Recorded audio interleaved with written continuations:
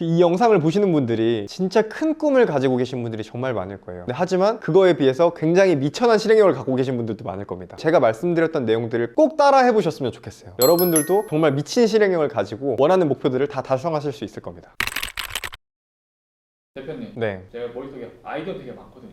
이것저것 하고 싶은 거 되게 많고 꿈도 되게 큰데 왜 이렇게 하기 싫은지 모르겠어요. 이럴 때 대표님만의 팁 같은 게 혹시 있나요? 저도 원래 그랬어요. 저도 예전에는 피디님처럼 진짜 게으르고 약간 무기력한 시기가 있고, 그러니까 뭔가를 하려고 해도 잘 안 되고, 이런 시기들이 되게 많이 있었어요. 근데 이 방법으로 제가 지금 실행력을 극한으로 끌어올려서 완전히 인생을 바꾸고 있어요. 어떤 비법이 있는 거예요? 꿈은 거대한데 현실은 너무 게을러서 아무것도 실천하지 못한 사람들이 진짜 많거든요. 제가 지금부터 알려드릴 텐데 이 방법들을 습득하시면 여러분들도 실행력을 정말 압도적으로 올리실 수 있을 거예요. 사람들이 실행을 미루는 이유가 뭔가요? 사실 저는 첫 번째로 꼭 말씀드리고 싶은 건 건강적인, 내 몸에 진짜 문제가 있을 수도 있어요. 실질적으로 컨트롤하지 못할 정도로 몸이 약간 망가져 있는 사람들도 생각보다 되게 많거든요. 요즘 현대사회에서는 특히나 스트레스가 너무 많으니까. 그래서 사실 그거부터 점검을 해보셔야 될 것 같아요. 점검을 어떻게 해야 될까요? 전문 용어를 쓰자면 자율신경 활성도나 이런 것들이 떨어져 있으면 그냥 몸이 평소에도 계속 무기력증을 많이 느끼게 되어 있어요. 쉬어야 될 때 잘 쉬어지지 않는 상태가 계속 반복되거든요. 그러면은 우리가 집중하거나 뭔가를 팍 해야 되는, 열정 뿜뿜해야 될 시기에 그런 에너지가 자연스럽게 나오지가 않는 거예요. 이런 사람들은 사실 실행하기가 되게 어려워요. 두 번째는 인간이 원래 약간 그렇게 진화되어 있기 때문에 그래요. 그러니까 사람은 원래 태어나기를 엄청나게 결핍을 느끼거나, 예를 들면 생존이나 번식에 불안함을 느끼지 못하면 잘 안 움직여요. 예전에는 우리가 동굴 속에 살았었잖아요. 근데 갑자기 내가 새로운 걸 해보고 싶어 하면서 밤늦게 해가 졌는데 나가면 호랑이한테 물려 죽는 거예요. 그렇기 때문에 옛날 시절부터 내가 여태까지 생존함에 있어서 안 해왔던 것들을 갑자기 하는 거에 대해서 인간은 본능적으로 그냥 거부감을 느끼게끔 설계되어 있어요. 그래서 여러분들만의 일대 문제가 아니라는 거를 말씀드리고 싶고, 만약에 여러분들이 정말 절실하다면 이미 하고 있을 거예요. 그러니까 예를 들어서 사람들이 그냥 너 똥통 속에 들어가 라고 하면 똥통 속에 아무도 안 들어갈 거잖아요. 갑자기 누가 총을 딱 머릿속에 겨누고 야 똥통 속에 들어가, 안 그러면 쏜다? 라고 하면 목숨이 걸려 있잖아요. 그러면 뛰어든단 말이야. 그냥 그런 것처럼 사람이 지금까지 내가 움직이지 않는다는 거는 그만큼 생존과 번식 그런 거에 타격이 없어서 절실하지 않다는 의미이기도 해요. 근데 사실 현대사회에서 살면서 우리가 생존과 번식에 그 정도로 위험을 느낄 만한 게 뭐가 있어요? 굶어 죽을 일은 없죠. 먹고 사는 데는 크게 영향이 없어요. 그러다 보니까 그 정도의 절실함을 느낄 기회가 많지 않은 거죠. 세 번째는 환경 설정에 대한 얘기예요. 기본적으로 아까 제가 두 번째에서도 말씀드렸다시피 인간은 의지가 그렇게 강하지 않다고 했잖아요. 엄청나게 생존과 번식에 영향을 주지 않는 이상. 그래서 인간은 기본적으로 의지의 동물이 아니라 저는 환경의 동물이라고 생각을 합니다. 어떤 자기계발서에서는 인간은 본인이 생각하는 대로 선택할 수 있고 그런 권한이 있고 그런 힘이 있다고 하는데 맞는 얘기긴 하지만 현실적으로 저는 90% 이상의 사람들은 환경의 동물이다라는 표현이 훨씬 더 정확한 것 같고요. 그래서 기본적으로 인간의 의지력은 그냥 붕어고 조루다, 이렇게 그냥 저는 말씀드릴 수 있을 것 같아요. 예를 들면 우리가 작심삼일이라고 하지만 저는 솔직히 작심삼일도 오래 가는 거라고 생각하거든요. 제가 딱 그런데 까먹고 귀찮아서 안 하거든요. 그래서 대부분은 작심 1일이에요. 작심 3일 정도면 훌륭한 거예요. 사실 대부분은 거의 하루도 못 갑니다. 자고 일어나면 다 까먹어요. 인간의 동기가 사실 회피 동기랑 접근 동기 이렇게 두 가지거든요. 회피 동기는 아까 말씀드렸던 것처럼 절실함을 만들어주는 요인에 속해요. 내가 이걸 하지 않으면 생존과 번식에 타격이 가는 거, 이걸 회피 동기라고 하는 거고, 두 번째는 접근 동기예요. 그냥 내가 하고 싶어서 하는 거예요. 데이트 하고 싶어서 하잖아요. 영화 보고 싶어서 보고, 게임 하고 싶어서 하고, 이런 것들은 그냥 접근 동기예요. 그냥 이유가 필요가 없는 거예요. 너 왜 게임 하고 싶어? 라고 하면 사람들이 이유를 설명하기 쉽지 않을 거예요. 그래서 진짜 내가 좋아하고 하고 싶은 거는 멋있는 이유가 필요가 없고 될 수도 없어요. 그냥 하고 싶어요. 이런 게 이제 접근 동기예요. 좀 어렵고 우리가 진짜 달성하고 싶은 목표나 이런 좀 중장기적인 노력이 필요한 것들은 사실 접근 동기로 만들기가 되게 어려워요. 그래서 대부분은 회피 동기로 처음 스타트가 돼요. 그런데 사람들은 대부분은 회피 동기가 많이 없죠. 아까 말했던 것처럼 크게 막 생존과 번식에 영향이 있는 것들도 많이 없고, 먹고 사는 데는 크게 지장이 없고, 접근 동기도 그냥 내가 만들어낸 게 아니라 자연스럽게 인간이라면 타고나는 수준의 접근 동기만 갖고 있기 때문에 뭔가를 직접적으로 큰 목표를 달성하기 위해서 꾸준하게 해야 될 동기가 부여되지 않는 거예요. 그렇기 때문에 누군가가 총을 겨누거나 호랑이가 쫓아오거나 이런 상황이 되지 않는 이상 잘 움직여지지 않는 거예요. 그래서 저는 사람들이 움직이지 않는 이유는 결국에는 이 접근 동기든 회피 동기든 이런 것들이 발생되지 않는 환경 속에 있기 때문에 그런 동기부여가 안 되는 것이다 라고 생각을 합니다. 그 세 가지 이유 때문에 실천이 어렵다는 건데 들어보니까는 실천 못하는 게 당연한 것 같은데요. 맞아요. 실천하는 게 굉장히 어렵죠. 제가 세 가지 이유를 말씀드렸잖아요. 그걸 하나씩 파해법을 말씀드릴게요. 일단은 첫 번째로는 아까 제가 말했던 게 몸의 문제일 수도 있다라고 얘기를 했잖아요. 저도 최근에 너무 힘든 거예요. 뭔가를 하기가.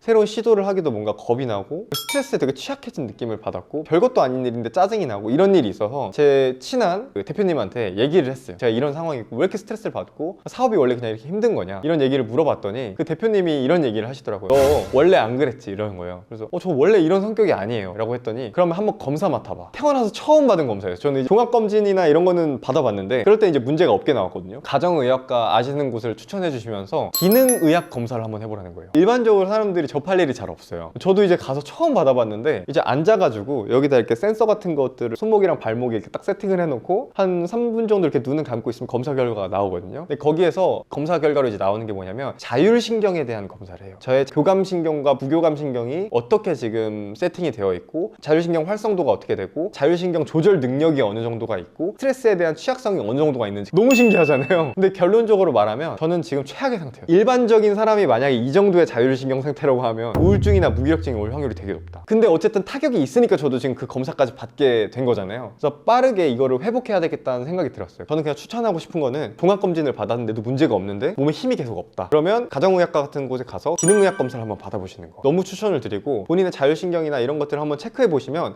의사분께서 진단을 내려주시고요. 어떤 식으로 솔루션을 하면 된다. 그랬더니 컨디션이 굉장히 많이 좋아졌어. 너무 좋은 방법이다. 이게 1차적으로 되고 거기에 대해서 문제가 없다는 확신이 섰을 때 그때 그 다음으로 이제 의지력을 더 높이기 위한 액션을 하는 게 건강한 순서지 않을까라고 생각을 합니다. 그리고 두 번째는 인간이 생존이나 번식에 영향을 미칠 정도로 타격이 없으면 이거에 대한 방법은 배수진을 치는 거죠. 예를 들면 우리가 회사에 있으면 안정적인 월급이 나오잖아요. 내가 만약에 사업을 하고 정말 원대한 꿈을 가지고 있다. 일론 머스크처럼 되고 싶어. 예를 들면 회사에서 월급을 받는 거에 만족하고 있으면 당연히 될 수가 없잖아요. 그럼 내가 이루고 싶은 진짜 원대한 목표가 있다면 그만큼의 리스크를 져야 된다는 얘기예요. 예를 들어서 회사를 그만두는 것도 어떤 사람한테는 그냥 너무 책임감 없이 그냥 제가 질르는 말일 수도 있겠지만 원대한 목표를 가진 사람한테는 회사를 그만두고 그 정도의 리스크 베팅을 해야 그 정도의 성과를 이룰 수 있다고 말할 수 있을 것 같아요. 회사를 그만둔다든지 아니면 내 인생에 정말 알토랑 같이 모은 몇 년 동안 모은 돈을 정말 유의미한 뭐 학비에 쓴다든지 아니면 교육비에 쓴다든지 유학비에 쓴다든지 이런 식으로 진짜 크게 베팅해 볼 수 있겠죠. 저도 예전에 공무원 생활을 할 때 1,000만 원이 넘는 강의를 들었었고 1,000만 원을 내고 점심 식사를 한 적도 있거든요. 이 사람과는 이제 상관없고 나와의 싸움인 거예요. 반드시 성과를 내야만 하는 상황인 거예요. 이 정도가 되면 실행력이 최상치가 돼요. 진짜 호랑이가 쫓아오는 느낌? 내 머리에 총을 겨눈 느낌? 실행을 억지로 하는 게 아니라 그냥 하게 됩니다. 이건 제 경험담이에요, 정말로. 안 될 수도 있잖아요. 안 될 수도 있죠. 그래서 안 될 수도 있기 때문에 이걸 하는 거예요. 그러니까 100% 된다는 확신을 가지고 있으면 이게 의미가 없어요. 배수진을 치고 총을 겨눈다는 느낌이 안 들겠죠. 100% 되는데 누가 총을 겨누는 느낌이 들겠어요. 최악의 상황으로 갈 수도 있겠다는 리스크 때문에 이런 배수진 전략을 친다라고 저는 이제 말씀을 드리고 싶고 어느 정도로 성공하고 싶은지에 따라서 그 정도의 내가 리스크를 지고 있는지를 한번 가늠해 보시는 게 좋을 것 같아요. 그러면 자연스럽게 리스크를 지게 되고 그 정도의 리스크를 졌기 때문에 자연스럽게 그 수준의 실행력과 행동력을 갖게 되고 이게 자연스러운 수준 아닌가라고 생각합니다. 세 번째로는 환경을 바꿔야 됩니다. 이게 진짜 너무 중요한데 그러니까 예를 들면 저는 제가 쓴 첫 번째 책이 만나는 사람을 바꿔야 인생이 바뀐다거든요. 제가 직업군인 생활을 할 때 제 주변에는 다 직업군인들 혹은 직장인들밖에 없었어요. 이런 사람들한테는 뭔가 의견을 물어보거나 제 생각을 이야기하거나 했을 때도 이 사람들 일단 저를 공감을 못해요. 저의 생각 자체를. 유의미한 조언도 당연히 못 주죠. 그래서 만나는 사람을 바꾸는 게 저는 가장 중요하다고 생각을 하고 만나는 사람을 바꾸려면 일단 제 생각과 이런 가치관과 이런 것들을 많이 바꾸는 게 중요하기 때문에 책을 읽거나 이런 것들도 도움이 많이 됩니다. 그리고 입는 옷들도 저는 바꾸는 것도 되게 좋다고 생각해요. 내가 어떤 옷을 입느냐에 따라서 어떤 무리에 들어갈지가 자연스럽게 결정되는 성향들이 과학적으로 이미 밝혀졌어요. 그러니까 사람은 끼리끼리라고 하거든요. 예를 들면 어떤 사람이 오토바이를 딱 가죽 자켓에 딱 이렇게 멋있는 장갑을 끼고 선글라스 같은 걸 끼고 다니고 있다고 볼게요. 그 사람 옆에 정말 지극히 평범한 모나미 룩을 입은 20대 청년이 있다고 생각해요. 너무 언매치지 않아요? 이게 되게 끼리끼리는 사이언스다라고 얘기를 하는 게 괜히 나온 말이 아니에요. 그래서 내가